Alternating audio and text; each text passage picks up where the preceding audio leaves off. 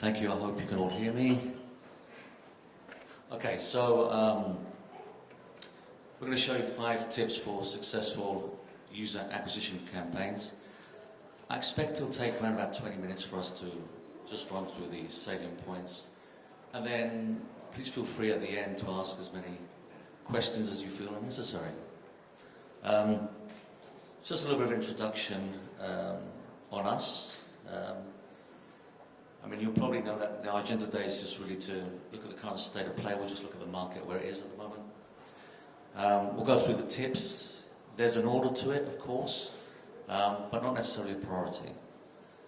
And just some kind of key takeaways, and we'll follow up with some questions. So, a little introduction on us, I hope. Okay. So, the company's called Has Offers. A lot of the people in this room will be very familiar with Has Offers. We launched mobile app tracking in 2011 to solve attribute problems for mobile advertisers, the people that develop the apps, the people that are marketing the apps, that wanted to work with hundreds of key partners and realistically try and find a platform that was able to do all of these great things and to provide great ROI. Mobile app tracking is a very successful product. I hope most of you are using it. In the US, we've become the standard for attribution tracking. And the reason we have such great success with the product is more to do really with some of the relationships that we've built with many of our partners who are also here. We've got great experience with the mobile games community. It's because of the mobile games community that we're actually here and develop this particular product. We start off with some of our key clients, people like Zynga, and we've been in the performance marketing game for a while now, and there was a call for doing great attribution analytics really for the mobile community. So we continue to expand our operation. A Seattle-based company. We have some of our key offices, of course, in San Francisco. We opened up the London headquarters in September last year, and that's the hub for the European operation. We've also launched into Asia as well. So I guess we can truly call ourselves a global company right now. Over 40% of our business comes from EMEA. And for that reason alone, it's important for us to be here on the ground, meeting with you people. It's very kind, of course, for the event organizers to invite us here, and we're very sure that along the way, even if it is come to the end of the day, that you'll make an attempt to come and meet with us, and let's see if there's anything we can help you with. So, it's probably been mentioned before, there's about, take away maybe 100,000 or so, 1 million apps on each of the stores out here. I mean, we all probably want to be the next Rovio and Supercell, will be all, of course. But the reality is that whilst the job in hand is to build creative, innovative games, it takes a lot of hard work to get there. And, you know, we need to make sure that if you're building a game, that it's a consistent theme. You know, you need to basically be discovered and played by users. So, viral success, I don't know, being featured or just plain luck just doesn't cut it anymore. So you need to have some sort of user acquisition strategy, whatever you are or what kind of stage you're at in your development as a game developer, of course. The consequences, which we're going to show you, could be costly. But I don't want to scare anybody because there is a solution to all of this. So let's hope we can demonstrate this.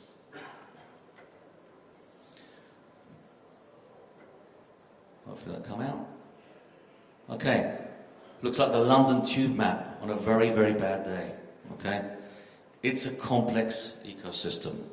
So many traffic sources, I don't need to point out for you, you've probably dealt with every single channel out there that you've probably tried to access at some point to try and discover whether or not they're the best return on investment for a particular strategy, or just the fact that it's quite difficult really to navigate around this. So I think what we need to do as game developers, if you like, is to try and figure out how we can control this ecosystem so it allows us basically to make the best choices, the best execution in our strategy, and specifically user acquisition. And I just want to point out that user acquisition isn't always about paid for, it's about value.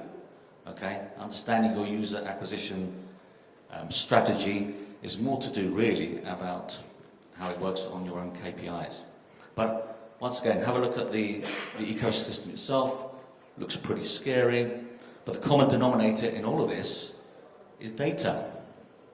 You know, data is a sexy thing. Data is about the knowledge to get you through to the next stage of your development as an advertiser, as a mobile app developer, or just as a large organization that's looking to get into the app space. I like this slide. It's about big data. Okay? So, if you're trying to harness all this big data, what is it exactly that you're trying to get out of it? It's about insight. Okay? If you can read and analyze the data properly, you get some great insights. All that really means basically is it allows you to basically to cut through the swathe of all these different channels and basically make a constant decision on how dynamic the data is going to be to make it worth your while as you continue to process your strategy. So, but you do need, of course, to have the tools to make it happen. Third-party tools. And that's the holy grail, or the negative side of user acquisition. I want the best ROI I can for any money that I spend in recruiting users, okay? If I take this model here, I'm doing pretty badly. If I continue to do this, I might also be bankrupt in 6 to 12 months, okay? That's the perfect combination. This is where we want to get at. And it's about, once again, and we'll show you in the next couple of slides, trying to understand and use the data in a way that allows you to almost predict or to plan ahead. So it's very important to make sure that you try and at least achieve this goal. This is the right model, of course. I'm going to hand you over to Jean-Vincent Chardon. JV has been around for a while, has worked for Tapjoy and a few other companies there, and we're going to run through the kind of 5 tips, but I'll hand you over to him, and I'll finish it off in about 5-10 minutes. Thank you, but it's not finished. It's only the beginning. Do you know how to switch it off? So, the way we wanted to do that presentation is not to lecture you about data, is to put the scene together, and, you know, it needs to be pointed that where we're talking from is that we work with thousands of apps, you know, hundreds of advertisers, and it's a good observation point to know what works and what doesn't work. So we only have 20 minutes, as we were reminded. So, you know, we put together 5 tips. That's not the end of it. It's not a manual. It's just 5 tips that we find are relevant for anyone who's planning to do any user acquisition on mobile. Yeah, paid acquisition is the focus, but we also consider acquisition channel, like think of your own website or a newsletter to your database. That's also an acquisition channel. Cross-promotion is also an acquisition channel. It's not necessarily a paid for, but it's important to understand where users are coming from and how valuable users are from. And of course, organic, you know, which are the non-tracked people who come naturally to your app. Before we jump in, you know, St. Petersburg's nights are rough, so it's my 3rd night here. Apologies if, you know, there's any little mistakes along the way. Sorry, yeah, I'm holding the table, you know, that's fine, too much vodka. So, you know, tips number 1, for some of you it might be old news, but, you know, don't just look at the cost per install. There are a lot of people who come from Facebook and they want to go into mobile gaming. There are companies that have nothing to do with mobile gaming. They want to come into mobile gaming because it seems to be a great way to make a lot of money quickly. So the first thing they look at is cost per install. For people who are in the game for a little bit longer, they know that it's a little bit outdated. So rather than cost per install, the industry is moving towards a cost per engagement, or some people call it cost per in-app action. I mean, there's different name to it. The idea is really to have a better picture of the customer value. So we looked earlier at the objective is to spend less than you make, but here is a concrete metric that you can look at. And I think most people in this room, I assume that most people in this room would be convinced that they need to look at lifetime value, average revenue per user. So that's the type of thing that you need to look at, make sense of the data, look at the right data. The question is that once you have LTV or ARPU in mind, how do you actually make it work for yourself? So, and that's, that's again, we don't want to state the obvious, but we see that in order to be successful, you need to define what is success. What do you call success in your context? So, success is different for different type of games, for different companies. And when we say look at your KPI, define your KPI, if we're in the context of gaming, mobile gaming, and freemium being the most prevalent model, it's fair to say that these 4 in-app events will be widely shared by everybody who's got a mobile game.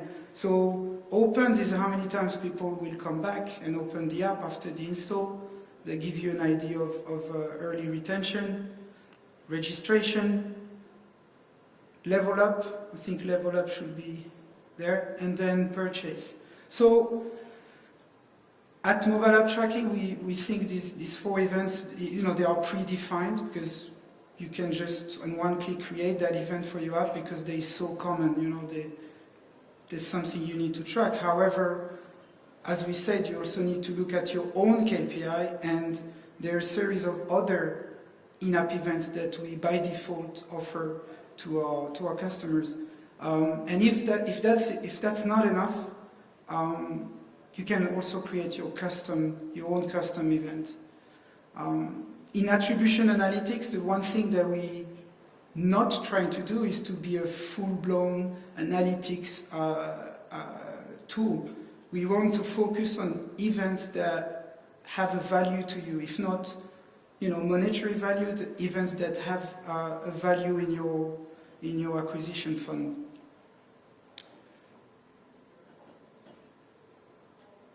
And hopefully, once you've defined success, you have a true picture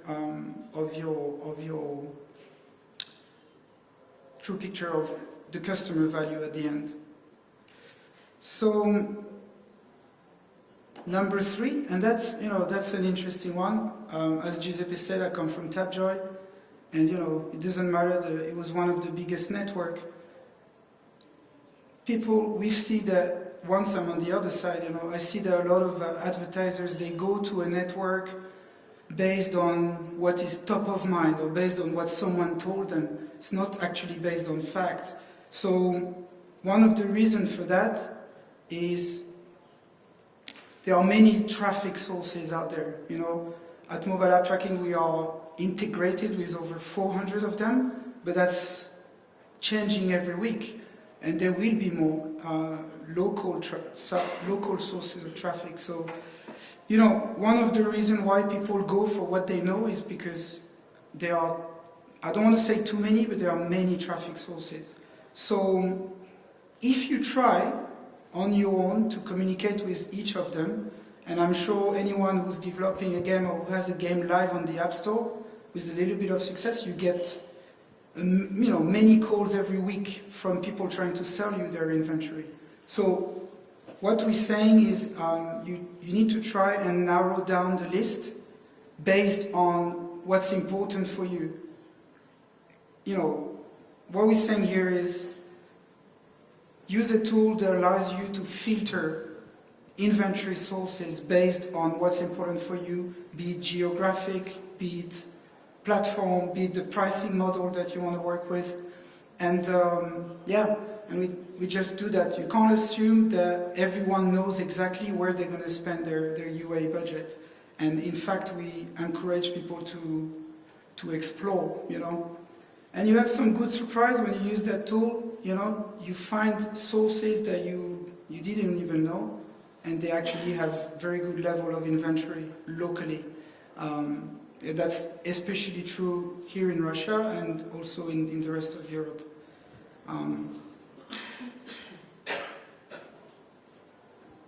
So, number 4, you know, re-engage existing users. So, hopefully by now, in our little development, you're already tracking a few in-app events.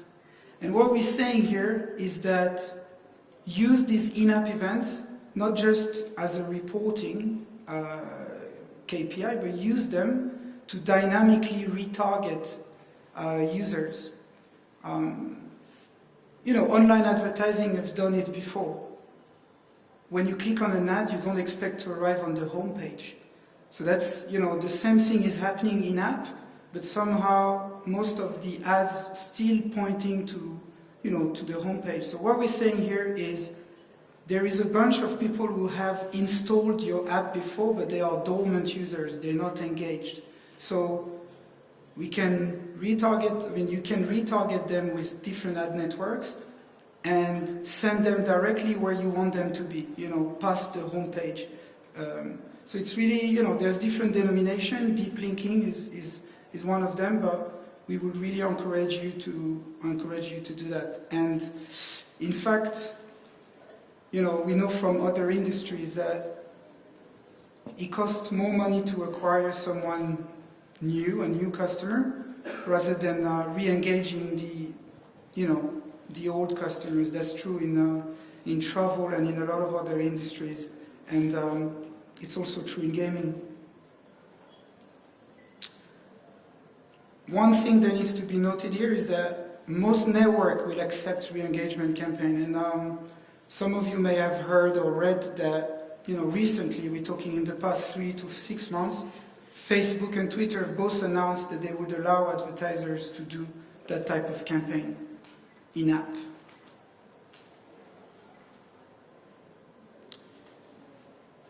Now, everyone knows localizing your game, like we know the content, you know, we focus on acquisition, but once people are inside the game, it doesn't make sense to play in your own native language. And what we would say is that the same is true for user acquisition. And I don't know, if it sounds obvious, the reality is that you still see a lot of game development company advertising a one-size-fits-all type of strategy. So that means English banners and, you know, one language banner, but most of the time English. So when we say localize your campaign, it means first, local sources can be really efficient, but also localize your messaging.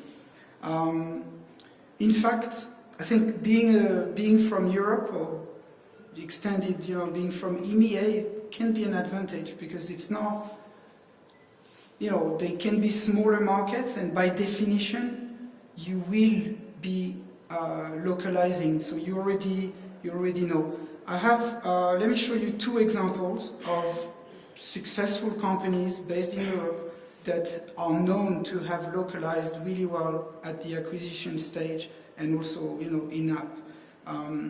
The first one, some of you may be familiar with it, is PlaySpace from Spain. They're the largest game development company for Spanish and Portuguese-speaking communities, and they have a lot of success in Latin America.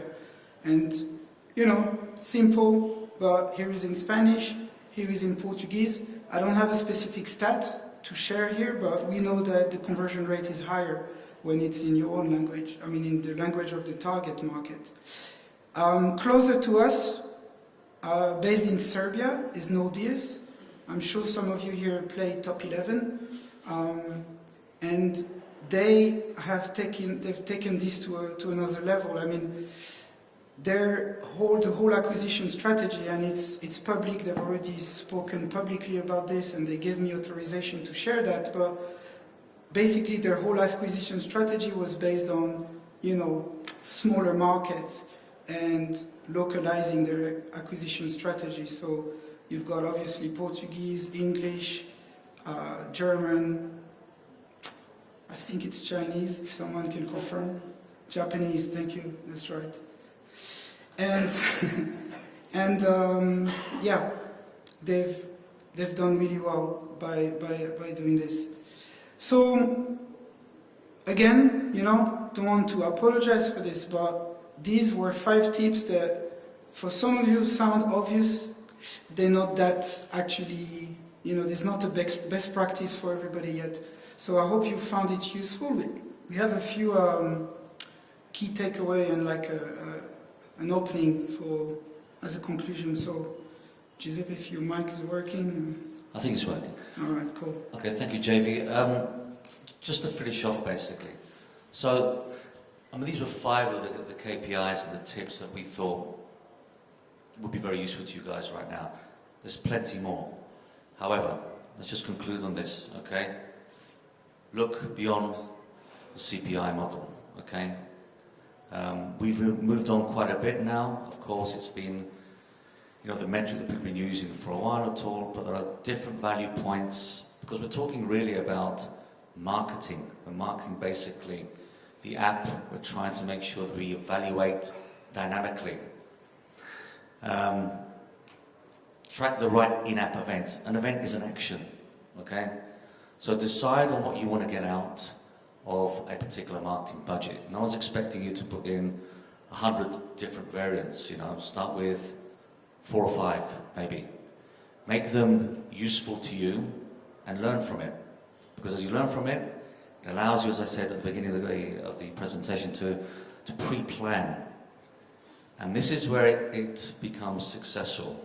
If you plan ahead, using the right events, learn from it in real time, it can give you some very keen financial KPIs for you to work on and develop. Explore different traffic sources. You know, many of us here will go for the easy option. I won't say which one in particular, but there are many, many different sources out there. And each source, as JV probably told you, is relevant for each territory. I mean, it may well be that in Russia we've got some great channels and networks here. Maybe they suit a particular type of iOS or Android or even Windows campaign. Perhaps it's a specific part of the campaign that you're looking for. Each source out there is value to you as long as it gives you the ROI. You've just got to make sure that you use the right tools to consolidate all of this. Re-engaging existing users. I can't remember the quote, but I think it's an old marketing quote. I think JV's probably mentioned this as well, but you know, try and keep your users. Try to make sure that you re-engage with them. Especially if you've got some very successful apps already out there.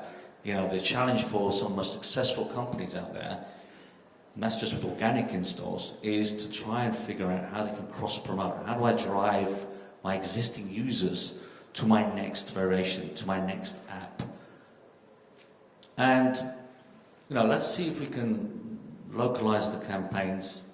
I think I'll probably mention it already, so that it suits the aim of the task that you have as a strategy. I read this somewhere, I think it's Wired, I think said it, but data is the new black gold. You know, never a truer phrase has been said. You know, it's very, very valuable. Getting that valuable insight, we believe here, is the key to the success. So, thank you very much for listening to us. I hope you found it useful. We would welcome any questions that you have right now.